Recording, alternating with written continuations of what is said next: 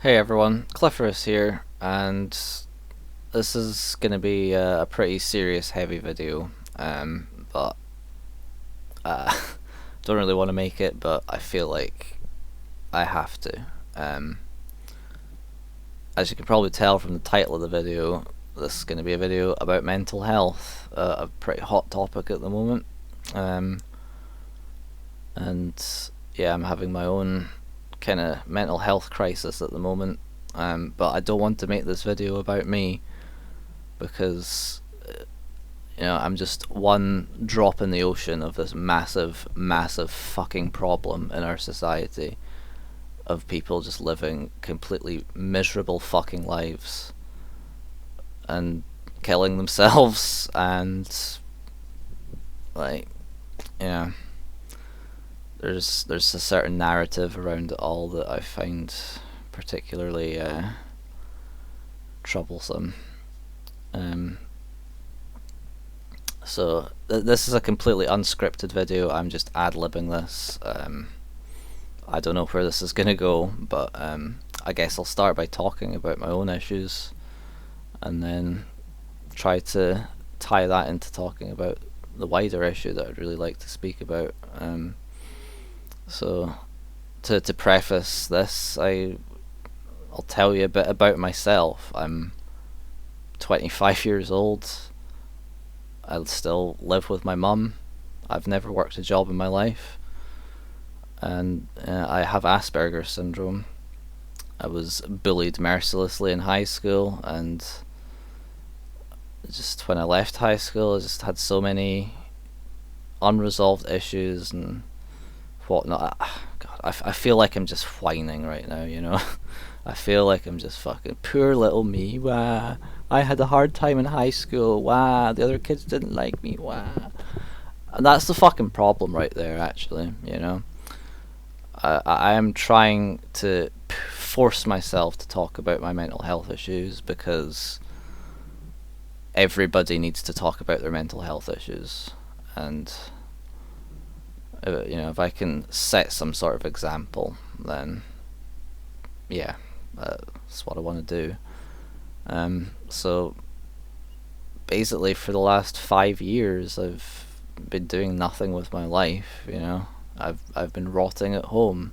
I've been smoking loads of cannabis and just using that as a crutch to getting through the days. Because at some point after I left college, I became severely depressed, and I phoned up my local, doctor's place.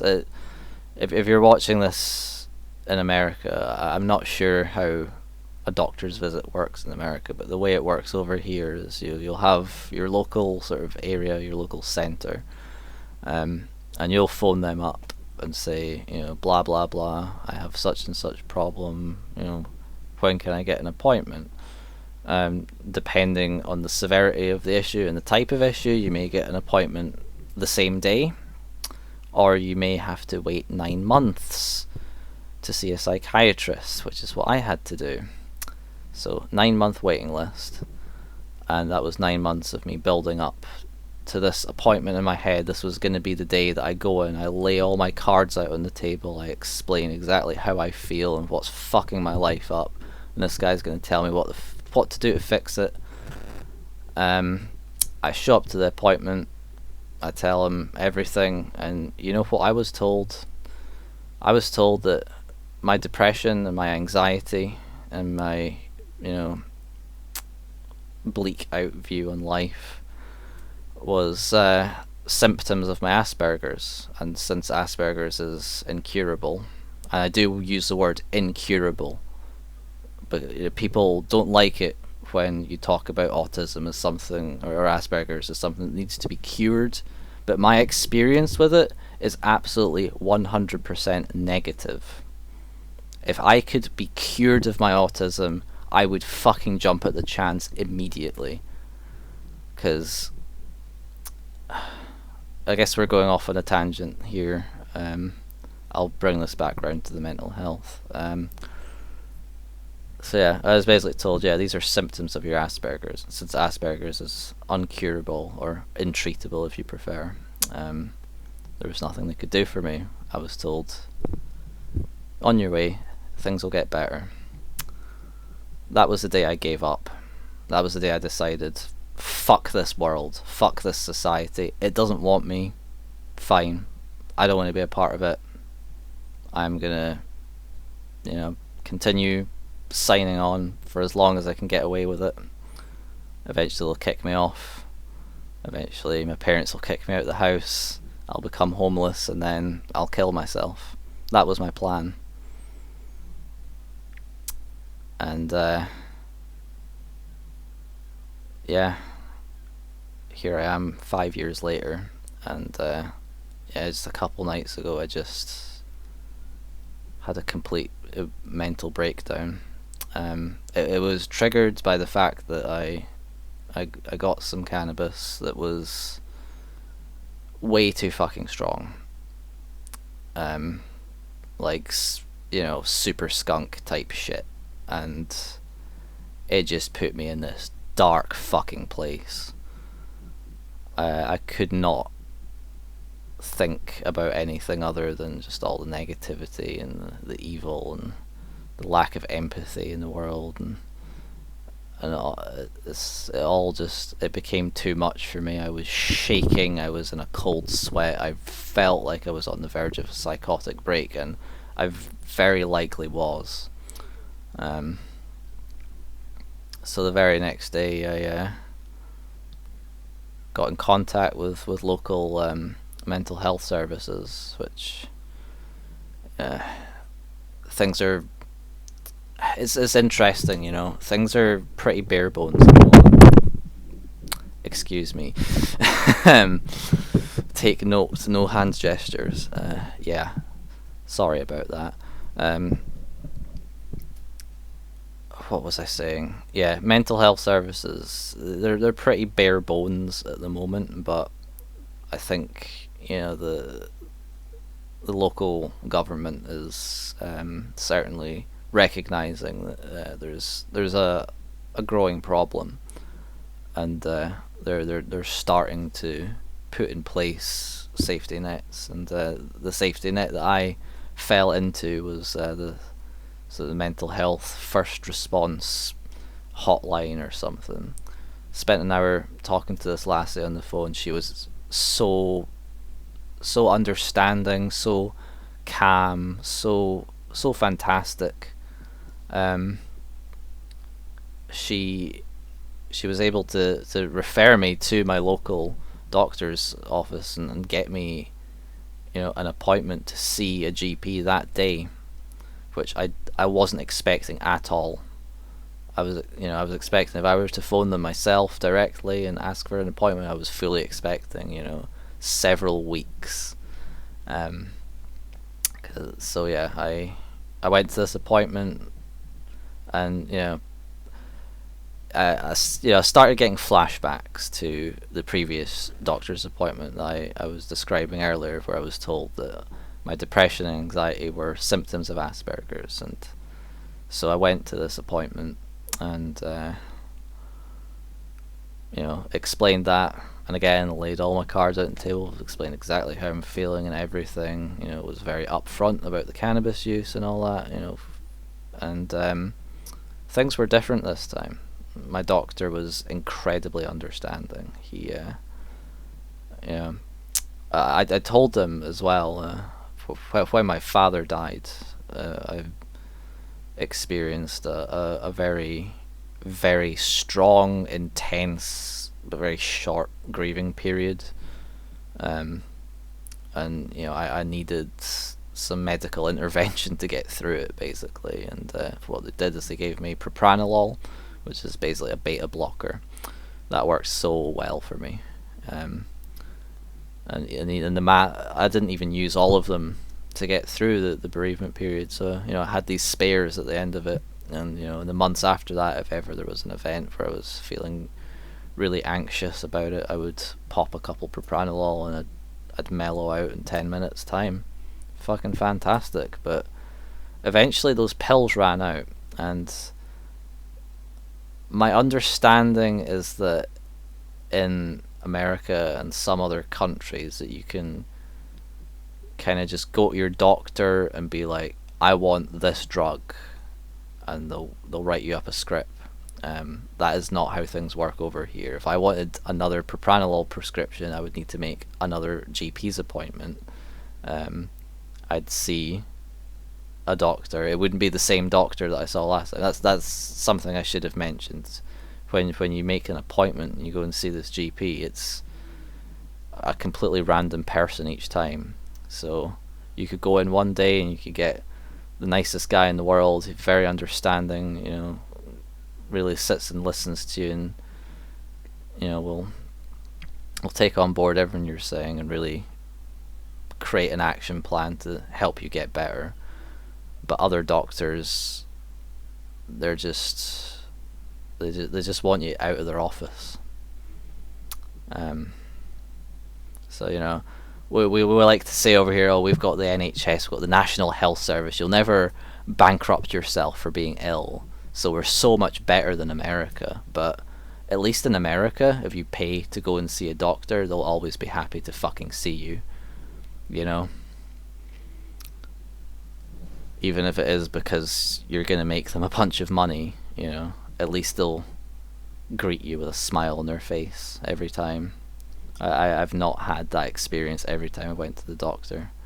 And it's a large part of the reason why I typically don't. Unless I'm in an absolute crisis, like I suppose I am now. But I've got my meds now. I'm able to not feel like I'm about to fucking lose my mind every minute of the day. So that's something. I'm lucid enough to make this video.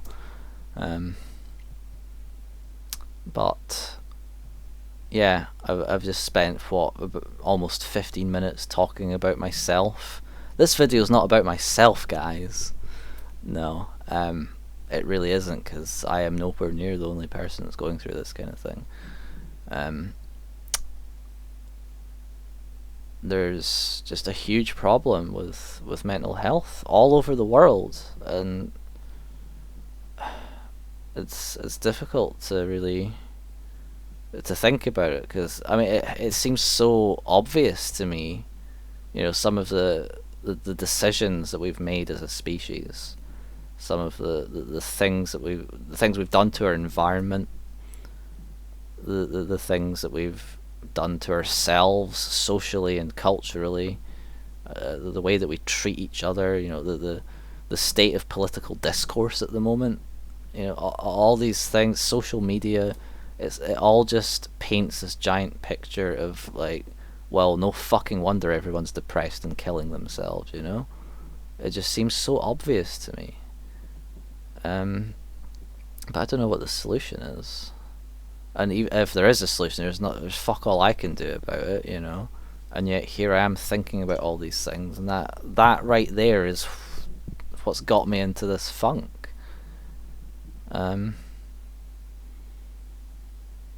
So,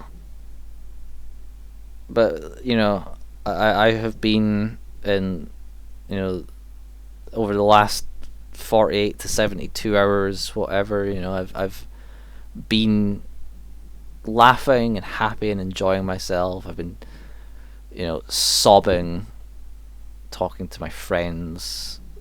I've been shaking, thinking I'm about to fucking die. Like, I've just been all over the fucking place, And what's really helped me get through it is talking it out. I'm so blessed to have wonderful friends in my life. Friends who I think if I hadn't met them, I would have killed myself years ago. I really do think so.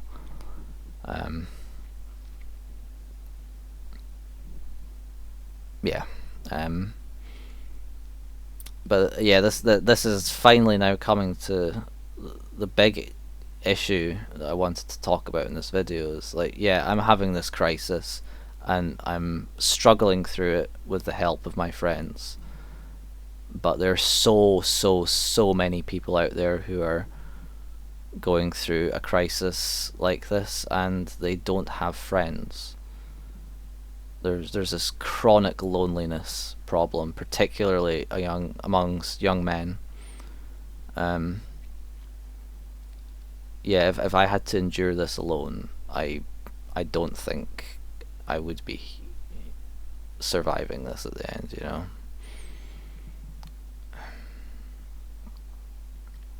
So, you know, what can be done about these isolated people?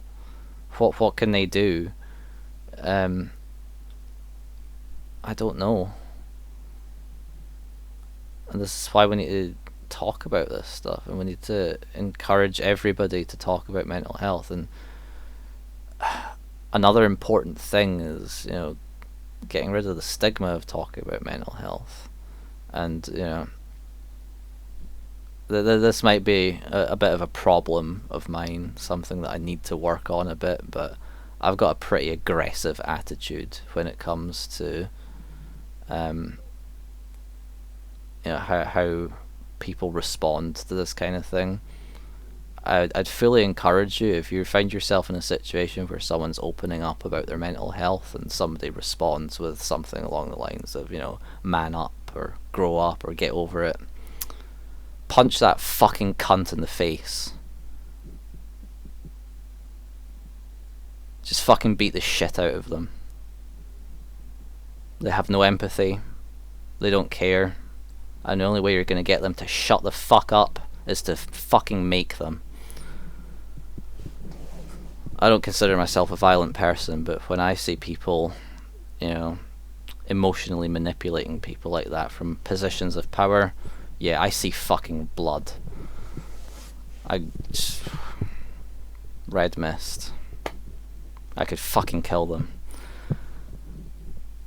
And is this technically a call for violence? Am I going to get in trouble for this? I don't know if I really care at the moment, you know?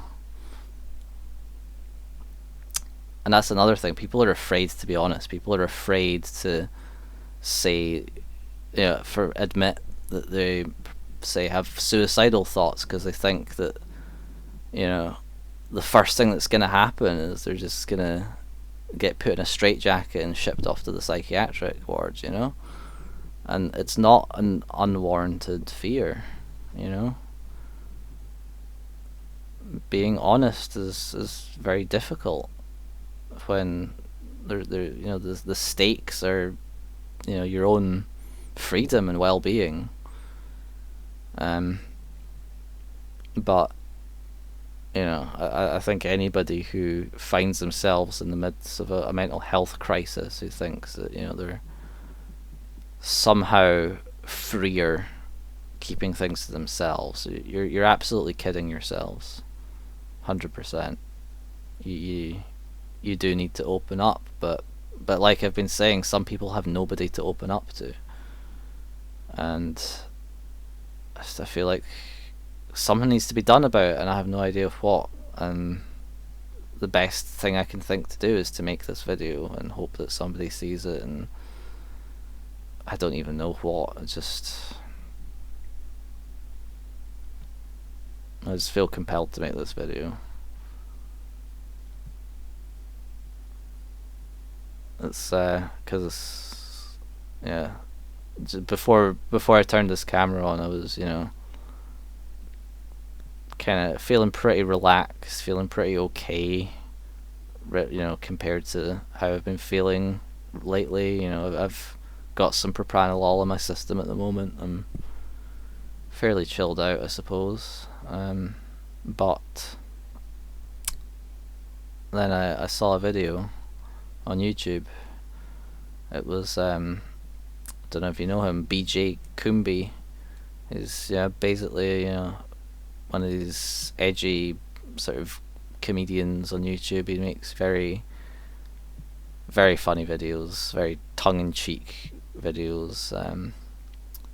I love his sense of humor, and yeah, I watched his video about him finding out about his best friend Dylan the Hacker, another YouTube comedian, had died.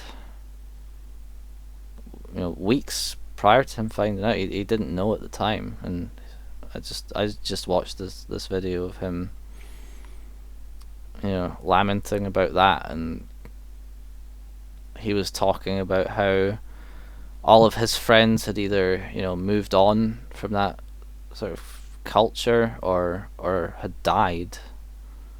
I can't remember now if he went into details about the cause of death, but I wouldn't. I'd place my bets on suicide. Just on the way he's talking about it, and just understanding, just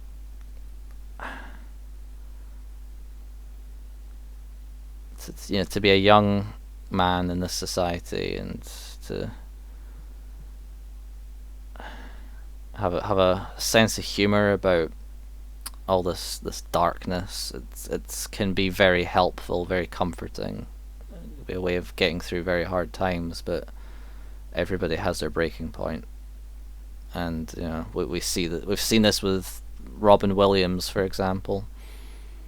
We've seen this countless times before, and now it's just getting worse and worse and worse.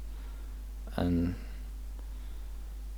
I'm terrified of just how bad it's going to get, as much for my own sake as for the sake of everybody else. Just how bad is this whole thing going to get? I dread to think. So yeah, I don't know what the point of all this is, other than just mental health. It's fucked up. Our society is fucked up, and that's about it.